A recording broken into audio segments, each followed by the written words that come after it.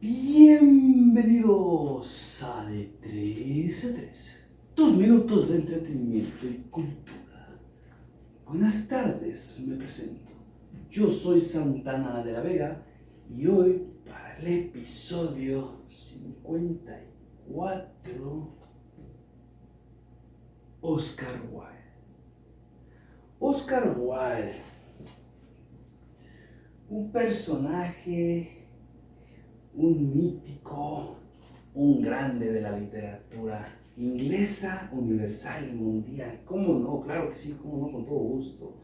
Oscar Wilde, un amante de la absintha, una persona que tenía el glamour, que era un representante, pero fiel y leal, del dandismo. ¿Qué es el dandismo? La elegancia, los modales.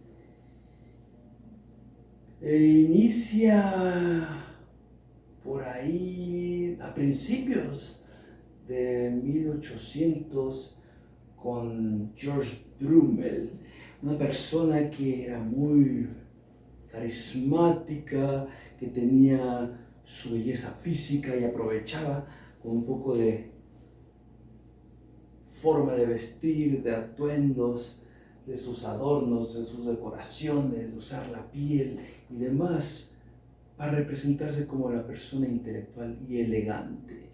Pero es una época donde, si nos vamos un poco a lo que es, está por aquí el extraño caso de Dr. Jekyll and Mr. Hyde. ¿Por qué? Porque esta obra de Robert Louis Stevenson, como la que vamos a comentar ahorita, El retrato de Dorian Gray, ¿qué tienen en común? Y muchas más de esa época tienen en común el hecho de que, fíjense, están en una época, en la época victoriana, donde, como decíamos, están muchas las personas que practicaban el dandismo y la elegancia por el día, pero en la noche eran otra persona, eran simplemente otros seres, donde dejaban llevarse por el hedonismo puro, la búsqueda del placer, la satisfacción, simplemente desbordarse. Y era una época muy marcada donde las clases sociales eran muy divididas, estaban por los ricos o los pobres. La Edad Media no existía todavía. Pero eso es la importancia de la época victoriana. ¿Por qué? Porque la reina Victoria entra al poder por ahí de los 18 años, creo. Por ahí de los 18, creo que en el 30 y algo, 38 creo que es, si no me falla la memoria, y se queda hasta su muerte en 1901. Eso es lo curioso, porque en esa época ella emplea muchas cosas donde primero su madre y su tío, que eran como los que tutores, piensan que van a ser como los que van a gobernar y a manipular, y ella dice, hey, no, espérenme. Y mete los viaductos, un poco de sanidad, sanidad y salubridad en todo lo que es la higiene, la educación, hace muchas formas, o sea, hoy en día los vestidos de 15 años y muchos otros festejos vienen como de ahí. Vamos a hacerle un poquito, por aquí tengo mi acordeón para decirles un poco de los datos que se vienen y que aumentan al respecto en ese punto. Espérenme. Y bueno, ahora sí que, como les venía comentando, la época victoriana se lleva a cabo de 1837 a 1901, donde se presenta la clase social media. Ahí aparece porque las actividades de la aristocracia empiezan a ser como más para los de no tanto nivel socioeconómico, y entonces se abren como los deportes, el juego de tenis, el teatro y todas esas actividades que eran como muy elitistas, empieza a tener acceso al otro tipo de gente. Y es donde decía que el tío Guillermo y su madre, la duquesa, eran los que querían comandar y gobernar, pero ¿cuál? Nada de eso, hasta que llega y se enamora de su primo, Albert, de Segovia creo que es, y entonces ahí tienen 9 hijos y siempre está embarazada, lo que dicen, pero también el tema de salud fue donde se meten los del drenaje, los vestidos de blanco para las bodas, es lo que yo decía, los dulces con envoltura, las tarjetas de felicitación y el pino para Navidades, todas esas como actividades o costumbres actuales que se inculcan en esa época, en la época victoriana. La época del capitalismo consumado, que también, o sea, es parte de realmente marcó, o sea, ¿quién no conoce la época victoriana? A ella también conocía como la abuela de Europa, ya que en 1875 fue emperatriz de la India, y ahí fue como la última colonia de los ingleses. Y también estuvo muy activo en la educación universal y gratuita, que era como algo clave, porque te decía que para estar en la cima necesitabas poquita suerte, pero muchos estudios. Entonces, sí fue como un cambio de verdad en lo que se venía manejando en la historia de la humanidad, para lo que queda después de la época victoriana, donde cabe recalcar que cuando se muere su esposo Albert de fiebre tifoidea en 1861, ahí que cabe destacar que ella desaparece, o sea, simplemente deja de gobernar y son 10 años donde es como su ausencia, y cuando regresa es cuando ya va como a lo de la India, y a partir de ahí siempre vestida de negro, siempre en luto. Y pues también cabe mencionar que fue sobreviviente de varios atentados, y pues una persona que estará muy interesante luego enfocarnos más en ella. Pero eso es como el contexto de lo que es o dónde aparece Oscar Wilde. ¿Por qué? Porque hablamos de eso, de la aristocracia y de todas las personas acá como de la clase alta. Pues porque él se hizo famoso en sí por sus obras de teatro. O sea, la primera como que obra fue metiéndose como la comedia de la importancia de llamarse Ernesto, y una joyita de obra, se la recomiendo bastante, y yo creo que ahí deberían de escucharla y contemplarla y disfrutarla ustedes, porque vaya que se van a reír, se van a entretener y la van a disfrutar. La importancia de llamarse Ernesto, un dato curioso de aquí, es que se dice que Enrique Bunbury, a través de un personaje, utilizando la descripción de ese personaje que lleva por nombre Bunbury, es por el cual él lo tomó, que era un fiel lector de Oscar Wilde, y así como él muchos otros, porque también fue como, después de Shakespeare, de los más leídos en la literatura inglesa. Pero nos vamos adelantando, o sea, Oscar Wilde nace el 16 de octubre de 1854, donde allí en Dublín empieza como con eso, con sus poemas. Después él empieza a estudiar literatura griega en el Trinity College, pero después se va a Inglaterra, a Oxford, y en Oxford es con su poema Rodema, algo así, es con el que gana un premio ahí en Oxford, y se va metiendo más a eso de las poemas, de la poesía, y el cuento, su primer cuento como reconocido es El fantasma de Canterville. El fantasma de Canterville también es una joya de lectura, súper entretenido, súper divertido, como van al castillo de Simón de Canterville, una familia, y él quiere como espantar a la familia, pero la familia lo empieza a espantar a él, y está muy divertido con la mancha de sangre que, para que se las cuento, mejor ustedes la disfrutan. Entonces de ahí empieza como a hacerse nombre, se mete al teatro, que empieza pues a presentárselo a la reina y a toda la gente con la que se rodeaba. Su padre también, ¿por qué se mete como en ese medio? Porque su padre era cirujano de grandes, pues también de la reina y todo eso. Su padre William era cirujano, y su madre, que es quien la mete a la literatura, Joanna, usaba el seudónimo de Esperanza, pero también era escritora.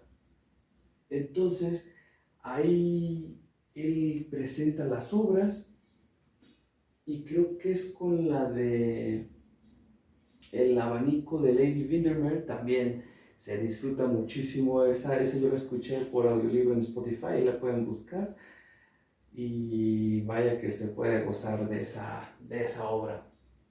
Entonces con la que ya se empieza como también acá, y ya en 1889, ya con un poco de nombre, es cuando presenta en, en la revista de Lippinscott Monthly Magazine. Ahí es donde presenta por primera vez el retrato de Dorian Gray, que era un cuentito donde eran nomás, creo que 11 capítulos, y le faltan bien a la revista con esa publicación, que es donde al año siguiente, 1890, la presenta como su novela y su única novela que escribió, y ya es esta de El retrato de Dorian Gray, donde ya están los 20 capítulos, y ahí se dio la oportunidad de que en esos 9 que agregó, extender la descripción de los personajes, y wow, es pues ¿quién no conoce la historia del retrato de Dorian Gray? Que es algo que a mí me sorprendió, ya que yo conocía la historia, había visto la película, pero es muy diferente lo que te presentan, lo que se rumora, a cuando lo lees. Me pasó algo similar con Frankenstein, que ya lo habíamos platicado en el episodio 25, pero aquí, wow, o sea, neta que esta lectura me entretuvo, la disfruté, la saboreé, qué joyita, claro, con razón es todo un clásico de la literatura. Les voy a leer lo que viene en la contraportada. Dorian, un joven hermoso, conoce un día a Lord Henry Wotton, cuyas ideas acerca de la belleza y los placeres harán que Dorian desee conservar para siempre su juventud y hermosura.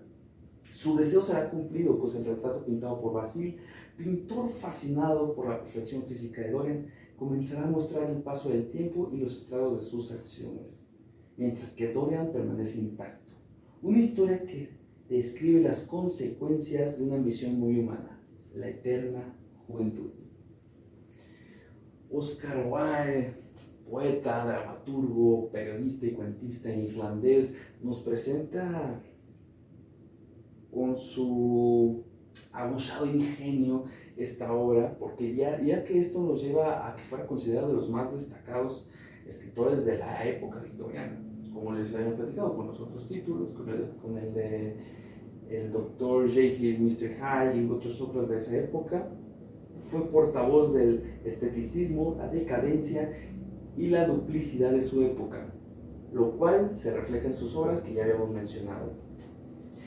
Es realmente un espectáculo hablar, o sea, investigar y hablar como de este personaje tan mítico que tenía ahí su historia de que llegó a lo más grande, a lo más alto y terminó en lo más bajo, en la decadencia total, como de la gloria se fue a la miseria. ¿Y todo por qué? Porque sí, pues empezó a tener sus dineritos, empezó a tener sus giras por Estados Unidos, a dar conferencias.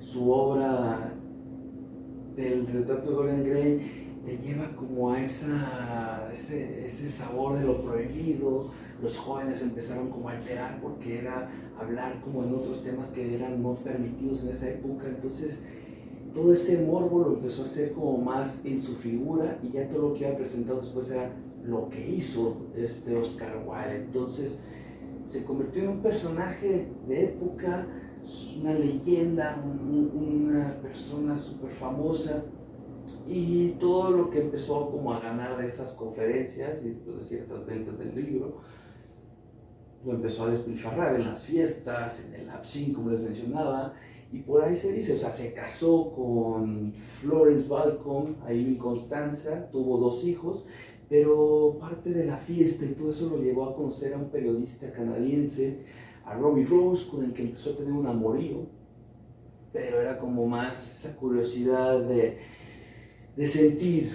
por un hombre cosas que lo sacó como de atención. Pero fue hasta que estaba con el hijo del duque o el conde de Queensberry, creo que sí es conde de Queensberry, el hijo Alfred Douglas, y es esa persona quien pues intenta ya tener como un amorío y pues ahí se le culpa por actos inmorales, por sodomía, todo eso, y él quiere como demandar por la blasfemia, y ahí es donde entra como el juicio con el duque de Queensberry, y es quien lo lleva pues a la miseria, a que ya no puedan pagar más.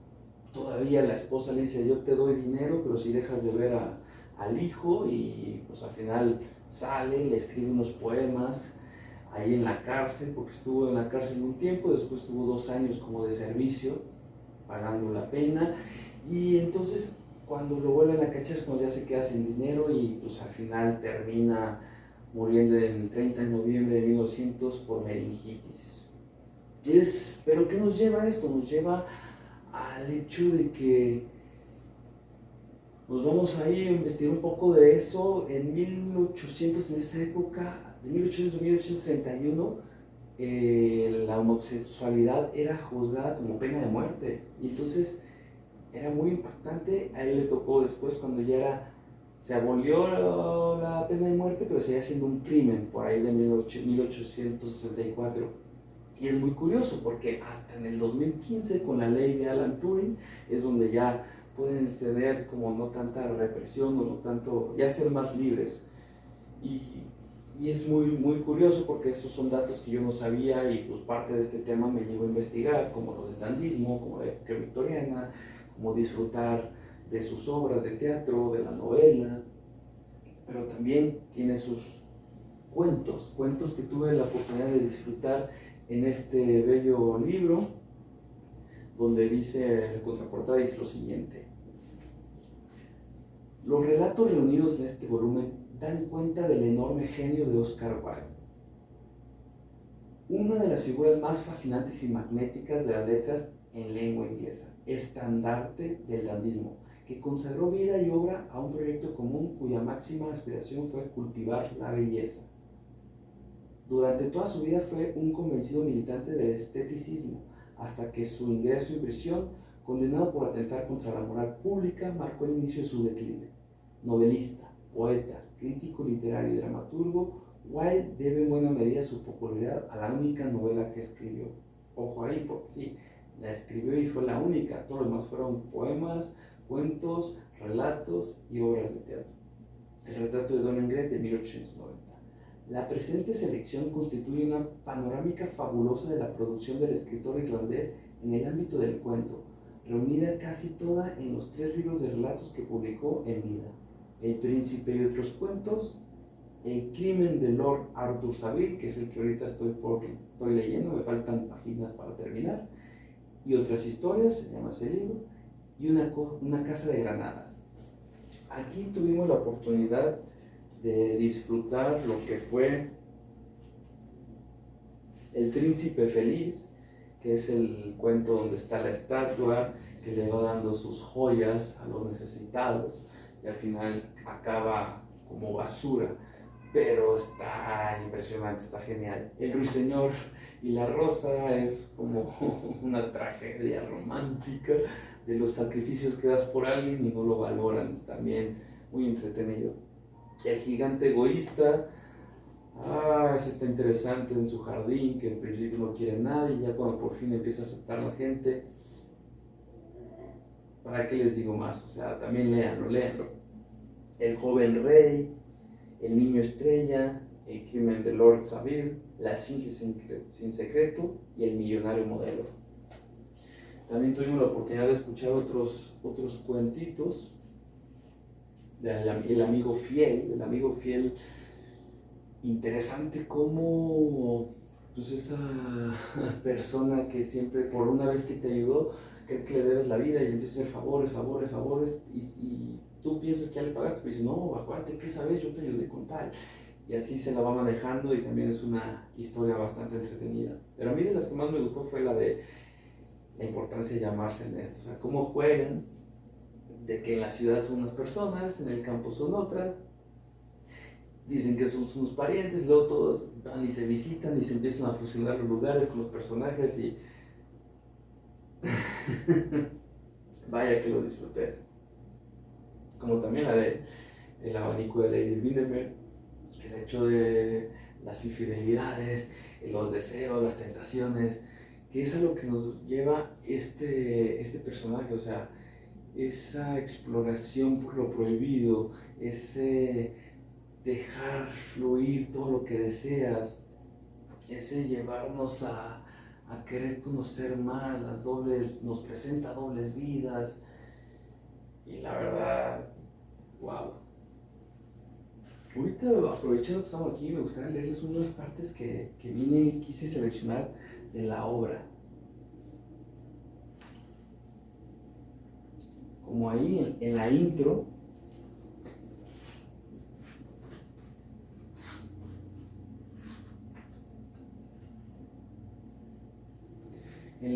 dice lo siguiente: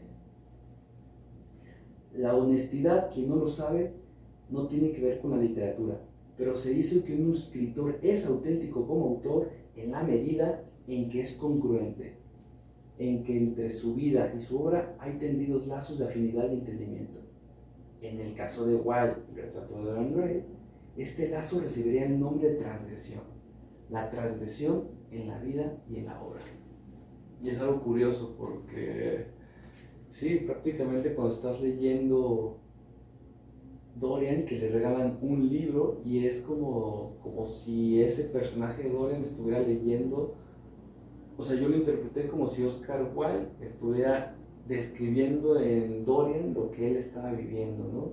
En la realidad. Y es así como el personaje Dorian empieza a leer un libro, que es un libro que le fascina tanto y lo lleva a esa exploración de los consejos que le da hablando de los personajes, o sea, está Sibyl Vane, que es la que se enamora, que él habla como la expresión del arte, de la belleza, a través de ella es actriz de teatro y es toda apasionada hasta que encuentra el amor y dice, es que ya no tengo por qué expresar, ya mejor te voy a enseñar a ti el amor, pero entonces Dorian ya no la quiere por esa forma de que ya no se expresa desde el corazón y se ha apagado, entonces él ya está en su otra faceta donde descubre ese deseo de la inmortalidad, donde decir, sí darías todo por ser inmortal, por no envejecer, y ese es un dilema o un trip que le mete en el pensamiento sobre no envejecer, lo que es el personaje de Lord Henry Wotton, que a mí me gustó mucho, desde la película también, como las frases que dice, sí, realmente te hacen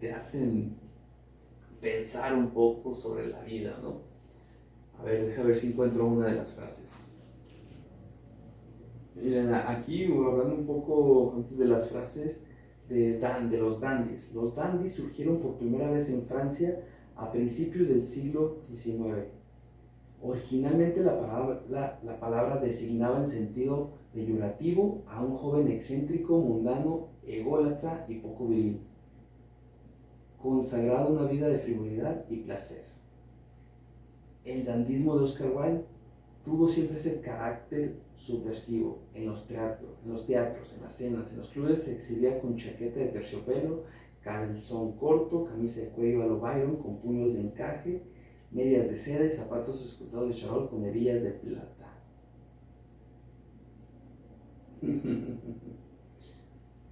Sí, yo ahí tuve la oportunidad de ver un par de documentales y fue bastante entretenido todo lo que se va descubriendo ahí detrás de la leyenda.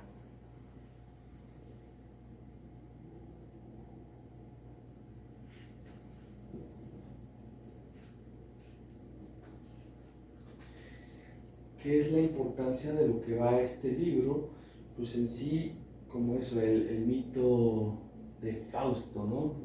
El mito de Fausto, donde Fausto le vende el alma al diablo y empieza ya como a hacer todo su show. Aquí lo que hablan es, citando lo que decía, si fuera yo quien permaneciera siempre joven y el retrato el que envejeciese, por esto lo daría todo, daría hasta mi alma. Es el momento donde, empezando la historia, que están el pintor Basile, Lord Henry Wotton, y entra Dorian Gray para que terminen de hacer la pintura.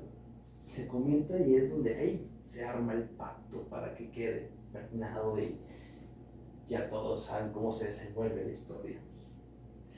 La conciencia de Dorian es el teatro donde estas dos fuerzas, el deseo de gozar y las enfermedades del medievalismo, libran una guerra a muerte que hace oscilar la novela entre la comedia mundana y el cuento de horror. Y aquí viene una de las frases. Conciencia y cobardía son la misma cosa. La única manera de salvarse de una tentación es ceder a ella. Siempre hay algo infinitamente despreciable en las tragedias de los demás. La fidelidad es la vida emocional, lo que la firmeza de ideas a la vida del intelecto. Una confesión de fracaso. Eso es una de las frases que le pone en sí la semillita de explorar por los deseos, por la pasión del Lord Henry al pequeño Dorian, que pequeño se queda siempre de 20 años, de por vida. Una novela venenosa se decía, diciendo que a los que decían eso, que era una novela venenosa, Oscar Wilde contraatacó diciendo: los que encuentran intenciones feas en cosas bellas están corrompidos sin ser encantadores. Esto es un defecto. El libro será venenoso si ustedes quieren, pero es perfecto. En gran medida la censura contribuyó a incrementar el poder sugestivo de la novela, pues cuando se trata de suscitar los malos pensamientos, la insinuación siempre es más eficaz que la claridad. Wilde solo me permite sugerir cuáles son los pecados de Dorian durante su larga vida depravada, porque la moral pública de la época no le hubiera permitido una descripción más explícita. Pero gracias a ese velo encubridor consiguió estimular al máximo el morbo de sus detractores, que tal vez condenaron la novela por haber visto en ella un reflejo de sus propias fantasías inconfesables. Y esto es solo lo que viene en la introducción por parte. ¿Quién lo escribió? Sí, aquí dice Eusebio Rubalcaba, escritor mexicano, nacido en 1951 y ganador del Premio Agustín Yáñez y del Nacional de Cuento. Es autor de Desde la terza noche y de John Lennon tuvo la culpa, entre otros. Él hizo la introducción y ¡wow! Como también me gustaría leerles el prefacio con el que viene. El artista es el creador de belleza. Fin del arte. Revelar el arte, ocultando al artista. El crítico es aquel capaz de verter en un nuevo modo a una materia distinta a la impresión que le dejan las cosas bellas. Toda forma de crítica, la más alta como la más baja, no es más que una especie de autobiografía. Lo que en las cosas bellas hay en un sentido feo está corrompidos y no son seductores. Ello no es más que un defecto. Quienes en lo bello encuentran belleza son entendimientos cultos. Para ellos aún hay esperanza. Solo los elegidos ven belleza en las cosas bellas. No hay libros morales ni inmorales. Los libros están bien o mal escritos, sencillamente. La versión del siglo XIV por el realismo es la rabia del Calibán al ver su propio rostro en un espejo. La versión del siglo XIX por el romanticismo es la rabia del Calibán al no ver su rostro en un espejo. Uno de los temas del artista es la vida moral del hombre, pero el arte solo tiene una moral, la del uso perfecto de un medio imperfecto. Ningún artista anhela demostrar nada, hasta las verdades pueden ser probadas. Ningún artista siente simpatías éticas. La simpatía artística en un artista no es más que imperdonable amaneramiento del estilo. Ningún artista es morboso. El artista puede expresarlo todo. Para el artista, pensamiento y palabra no son más que instrumentos artísticos. Vicio y virtud son para el artista los materiales del arte. Desde el punto de vista de la forma, el arte del músico es el paradigma de todas las artes. Desde el punto de vista del sentimiento, el oficio modelo es el de actor. Todo arte es al mismo tiempo símbolo y superficie. Los que van más allá de la superficie lo hacen por cuenta y riesgos propios. Los que leen el símbolo lo hacen por cuenta y riesgos propios. Que las opiniones sobre una obra de arte difieran prueban que la obra es nueva, honda y vital. Que los críticos se muestren desacordes prueba que el artista esté de acuerdo consigo mismo. Podemos perdonar al hombre que hace una cosa útil, con tal que no la admire. Lo único que puede absolvernos de hacer una cosa inútil es admirarla inmensamente. Todo arte es absolutamente inútil. Y después, capítulo 1. Sí, la verdad es un tema que nos da la oportunidad de conocer, de disfrutar y que nos invita a investigar más a fondo sobre ello. Una parte que me quedó muy marcada es cuando le dice que la belleza, al fin de cuentas, es esporádica, es efímera, o sea, se va, pero lo que queda, lo que predomina, lo que va a quedar ahí para el futuro, es el conocimiento, es el saber, es la inteligencia. Entonces te dice que hay que cultivarse, o sea, la belleza se va, el genio perdura, por eso hay que cultivarnos. Algo así viene en el libro. Como la otra frase que me viene a la mente es cuando le dice que vivimos en una época donde nuestras únicas necesidades son cosas innecesarias. Y eso es como muy interesante, ¿no? O sea, ¿a qué le damos importancia? ¿A qué le damos valor? ¿A qué es a donde estamos ahí como descargando, haciendo que ocupe nuestra energía? ¿En qué estamos poniéndole la atención? Y también ahí te habla en otra parte de que el artista y el modelo, o sea, que sí, el modelo es importante, pero al fin de cuentas la obra representa lo que siente el artista, y ahí la fusión del modelo con el artista es lo que crea una verdadera obra de arte. Y también habla mucho del arte, habla mucho de los valores, desde ciertos aspectos diferentes, dependiendo de qué personaje te lo está diciendo, pero así como en el Oscar, en el retrato de Dorian Gray, en sus cuentos, en sus obras, y realmente, pues como les dije, yo solo queda meterles este episodio como introducción para que si les llama la atención ustedes se investigan y vean, lo disfruten por su cuenta. Entonces, para ir cerrando, tres palabras que me hacen pensar o vibrar este episodio. El primero sería eso, deseo. Deseo es la primera palabra porque ¿cómo nos lleva a que, cómo diferencias lo que es un sueño a un deseo, o cómo transformas lo que es un deseo en un sueño? Entonces esa palabra de querer conseguir algo es hasta dónde estás dispuesto a sacrificar para conseguirlo. Nos lleva a la línea de qué es bien y qué es malo. Entonces es algo que me dejaste de esta hora, o sea, el deseo es como una palabra buena o es una palabra mala. Entonces esa es la primera palabra. La segunda es la dualidad. La dualidad porque nos llevamos como consecuencia de lo que quise explicar con el deseo. La dualidad nos lleva a como en el día eres una persona y en la noche te transformas y entonces ahí, o sea, buscar ese equilibrio donde sí, esas dos personas, esos dos seres existen y habitan en ti.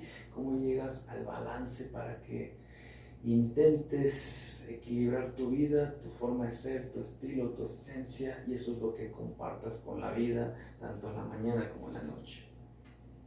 Y la tercera palabra simplemente es expresar, sentir, expresión. Así como él nos da el ejemplo de esa libertad de su personalidad, que por momentos elegante y por momentos como más amanerado, y o sea, pues simplemente él fue, él hizo, él sintió, él expresó, él compartió. Y después eso lo llevó a que en esa época no era bien visto y se metió en problemas, pero él siguió sacando, hasta estando en la cárcel, hizo su poema de los más famosos, que es el que se lo dedica a su amante Alfred Douglas, y todo eso, o sea, él siguió expresando, y eso es a lo que voy. Es como esta oportunidad de que, ¿por qué me disfrazo? Porque quiero compartir más allá de la información, más allá del entretener. Es algo que a mí me da la oportunidad de expresar, de que me saca de la rutina, y es lo que me lleva a motivar para seguir creando este podcast. Ahorita ya empecé mi tercera novela, y es eso, simplemente pues el expresar es sanar, es desahogar, entonces es una linda terapia que pues está excelente para usarla como tercera palabra.